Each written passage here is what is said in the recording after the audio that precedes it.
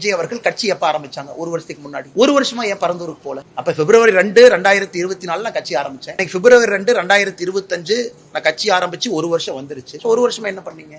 ஒரு வருஷமா நீங்க கட்சி ஆரம்பிச்சிட்டீங்களே, கட்சி தலைவரா கடிதம் எழுதியிருக்கலாமே. சோ அந்த 900 நாள் மக்கள் போராடுறாங்கன்னா நீங்க கட்சி அறிவிச்சு 365 நாள் மக்கள் எக்ஸ்ட்ரா போராடி இருக்காங்கல்ல. நான் கேட்கிறேன், இது அரசியலா, இது ஆக்கப்பூர்வமான அணுகுமுறையா?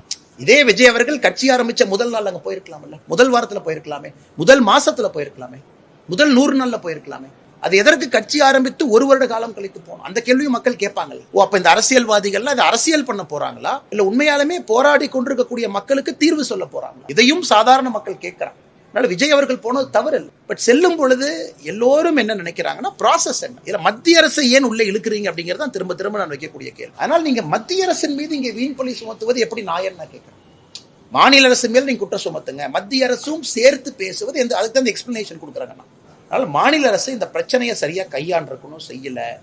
இன்னைக்கு விஜய் அவர்கள் எரிகிற நெருப்புல எண்ணெய் ஊத்த போறாரா, இல்ல எரிகிற நெருப்பை அணைத்து விட்டு அதற்கான தீர்வை கொடுக்க போறாரா அப்படிங்கறது முக்கியம்.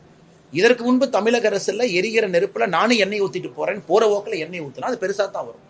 அதனால இதற்கு எல்லா பக்குவமாக செயல்பட்டு மக்களுக்கும் பிரச்சனை இல்லாம பரந்தூரில் இருக்கக்கூடிய எல்லா அன்பு சகோதர சகோதரிகள் யார் ஆர்ப்பாட்டம் போராட்டத்தில் இருக்கின்றார்களோ அவர்களுக்கும் நல்லது பண்ணி நாட்டினுடைய வளர்ச்சி, தமிழகத்தினுடைய வளர்ச்சிக்கும் நல்லது பண்றதுக்கு இந்த அரசியல் கட்சிகள் முயற்சிக்க வேண்டும். ப்ராஜெக்ட் வரணும், அதே நேரத்தில் மக்களுடைய கன்கரன்ஸோடு அந்த ப்ராஜெக்ட் வரணும். யாருடைய வயிற்றிலும் அடிச்சு அந்த ப்ராஜெக்ட் வரக்கூடாது, விவசாய நிலத்தை பிடுங்கி அது வரக்கூடாது. இன்னைக்கு இது அரசியல்வாதிகள் செய்யாம எல்லாத்தையும் அரசியல் செய்ததான்